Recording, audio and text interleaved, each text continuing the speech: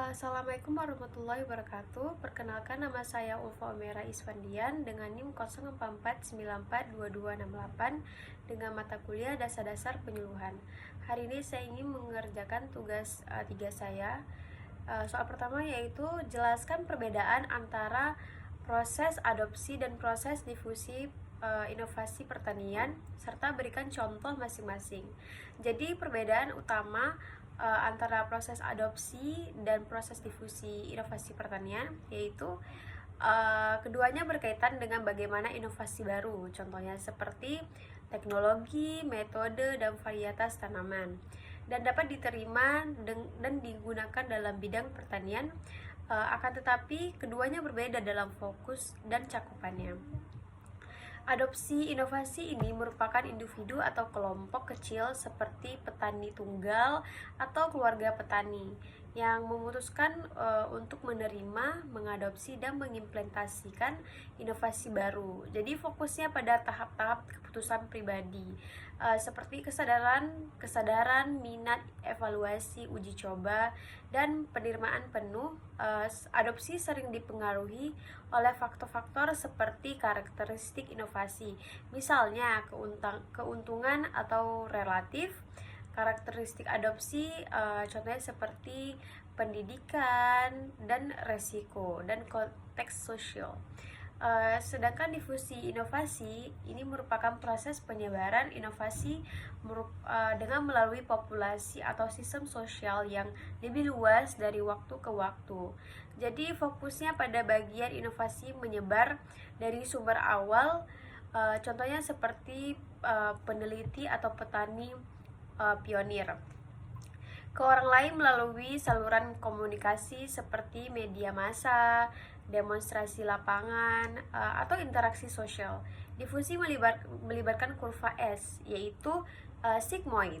Nah, di mana adopsi dimulai lambat, kemudian cepat, dan akhirnya melambat, serta kategori adopsi seperti inovator atau early adopter. Jadi secara sederhana adopsi merupakan tentang bagaimana individu memutuskan untuk menggunakan inovasi, sedangkan difusi adalah tentang bagaimana inovasi menyebar ke banyak orang. Jadi contoh proses adopsi inovasi pertanian, contohnya seperti seorang petani di desa kecil memutuskan untuk mengadopsi varietas padi tahan hama baru. Jadi prosesnya dimulai dari kesadaran melalui brosur dari Dinas Pertanian, diikuti oleh minat karena janji hasil panen lebih tinggi. Petani kemudian mengevaluasi resiko, yaitu biaya benih, dan juga melakukan uji coba di lahan yang kecil, dan akhirnya mengadopsi penuh setelah melihat keberhasilan. Jadi faktor seperti pendidikan, petani, dan dukungan keluarga memainkan peran kunci dalam keputusan ini. Dan juga contoh proses difusi inovasi pertanian, varietas jagung hibridat baru dikembangkan oleh peneliti dari universitas dan diperkenalkan melalui demonstrasi lapangan di sebuah desa. Inovasi ini menyebar ke petani lain melalui komunikasi atau tatap muka, contohnya seperti petani pionir berbagi pengalaman dengan tetangganya, media sosial, dan pelatihan dari pemerintah. Dalam beberapa bulan, difusi mencapai desa tetangga dengan kurva adopsi menunjukkan inovator awal yang petani berisiko tinggi diikuti oleh mayoritas. Akhirnya inovasi ini menjadi standar di wilayah tersebut. Dapat dipengaruhi oleh saluran komunikasi dan norma sosial. Soal nomor 2 yaitu seorang penyuluh diharapkan dapat membantu untuk mempercepat proses difusi inovasi. Terkait dengan hal ini, upaya-upaya apa yang dapat dilakukan penyuluh? Nah, upaya penyuluh untuk mempercepat proses difusi inovasi pertanian, penyuluh pertanian berperan penting dalam mempercepat difusi inovasi dengan memfasilitasi penyebaran informasi dan dapat mengatasi hambatan dan mendorong adopsi oleh petani. Berdasarkan teori difusi inovasi, contohnya seperti model Roger, upaya ini fokus pada saluran komunikasi, demonstrasi, dan dukungan sosial. Berikut merupakan upaya-upaya utama yang dapat dilakukan penyuluh dengan menjelaskan secara singkat. Yang pertama yaitu identifikasi dan penggunaan agen perubahan atau change agent. Penyuluh dapat mengidentifikasi inovator atau petani pionir dan early adopter, petani awal yang mengadopsi dalam komunitas dengan melibatkan mereka sebagai model. Penyuluh mendorong penyebaran inovasi melalui testimonial dan interaksi sosial yang mempercepat kurva difusi dari tahap awal yang lambat. Yang kedua yaitu demonstrasi lapangan dan uji coba.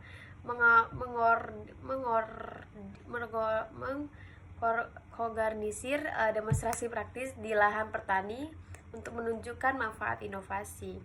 Contohnya seperti varietas tanaman tahan keringan. Ini mengurangi resiko persepsi dan kemungkinan dan dapat memungkinkan petani melihat hasil langsung, sehingga mendorong adopsi lebih cepat dibandingkan banyak melalui informasi verbal. Soal nomor 3 yaitu salah satu pendekatan penyuluh adalah penyuluhan partisipatif. Mengapa disebut partisipatif? Dan sebutkan karakteristik dan berikan penjelasan. Jadi upaya penyuluh untuk mempercepat proses difusi inovasi pertanian yaitu karena berperan penting dalam mempercepat difusi inovasi dengan memfasilitasi penyebaran informasi, mengatasi hambatan, dan juga dapat mendorong adopsi oleh petani. Berdasarkan teori difusi inovasi seperti model Roger, upaya ini fokus pada saluran komunikasi, demonstrasi, dan juga dukungan sosial. Jadi berikut merupakan upaya-upaya utama yang dapat dilakukan penyuluh. Yang pertama yaitu identifikasi dan penggunaan agen perubahan atau change agent. Penyuluh dapat mengidentifikasi inovator, petani pionir, dan early adopter, petani awal yang berusia dalam komunitas dengan melibatkan mereka sebagai model penyuluh penyebaran. Inovator melalui testimonial interaksi sosial yang mempercepat kurva difusi dari tahap awal sampai lambat, dan pelatihan pendidikan, yaitu menyediakan workshop, seminar, atau sesi kelompok untuk mendidik petani tentang inovasi termasuk cara implementasi dan manfaatnya. Penyuluh dapat menyesuaikan materi dengan tingkat pendidikan petani tersebut, seperti menggunakan bahasa lokal atau visual atau alat visual untuk mengatasi hambatan seperti ketidaktahuan atau skeptisme. Dan juga latihan dan kunjungan laku dengan jenis pendekatan partisipatif ditinjau dari segi tujuan, sasaran organisasi, metode, dan peran penyuluh. Dan perbandingan karakteristik sistem latihan kunjungan laku dengan pendekatan partisipatif. Berikut merupakan perbandingan antara sistem pelatihan kunjungan LAKU yang merupakan pendekatan top down untuk transfer teknologi dengan pendekatan partisipatif yang lebih bottom up dan melibatkan partisipatif aktif petani. Perbandingan ditinjau dari 5 aspek utama, yaitu tujuan, sasaran, organisasi, metode, dan juga peran penyuluh. Saya menggunakan, jadi yang pertama itu aspek. Dalam sistem latihan dan kunjungan laku, tujuan transfer teknologi inovasi pertanian dari ahli ke petani secara cepat dan efisien untuk meningkatkan produktivitas, yaitu fokus pada adopsi teknologi standar yang telah dikembangkan oleh peneliti. Sedangkan jadi pendekatan partisipatifnya dapat mendorong pemberdayaan petani melalui partisipatif aktif dalam identifikasi masalah, memperkembangkan solusi lokal, dan pembelajaran bersama untuk keberlanjutan jangka panjang. Yang kedua yaitu sasaran. Jadi sistem latihan dan kunjungan LAKU, petani individu atau kelompok kecil dengan penekanan pada adopsi teknologi oleh sebanyak mungkin petani dalam waktu singkat. Dan dalam pendekatan partisipatif, komunitas atau kelompok petani dengan fokus pada pengembangan kapasitas kolektif dan solusi yang disesuaikan dengan konteks lokal. Sedangkan organisasi dalam sistem latihan dan kunjungan laku terstruktur dan hierarkis dengan jadwal tetap. Misalnya ada latihan mingguan dan kunjungan rutin serta koordinasi dari atas, yaitu pemerintah atau lembaga.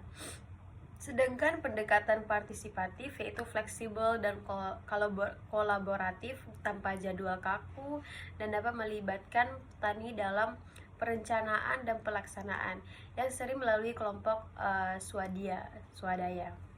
Dan juga sekarang metode sistem latihan dan kunjungan laku. Latihan formal di pusat seperti di lapangan sekolah dan kunjungan rutin oleh penyuluh ke lahan petani untuk demonstrasi dan pemantauan. Penekanan pada instruksi satu arah dan secara pendekatan partisipatif, diskusi kelompok, eksperimen bersama, misalnya sekolah lapangan petani atau PRA atau PRA, dan pembelajaran berbasis pengalaman. Metode interaktif dan dua arah. Dan peran penyuluh yaitu sistem latihan dan kunjungan, yaitu sebagai ahli yang mengajar dan mentransfer pengetahuan teknis yang bertindak sebagai sumber informasi utama dan evaluator adaptasi. Pendekatan partisipatif yaitu sebagai fasilitator atau moderator yang mendorong dialog, mendengarkan kebutuhan petani dan membantu proses pembelajaran bersama tanpa dominasi. Jadi sekian dari saya, jika ada kesalahan mohon maaf. Terima kasih.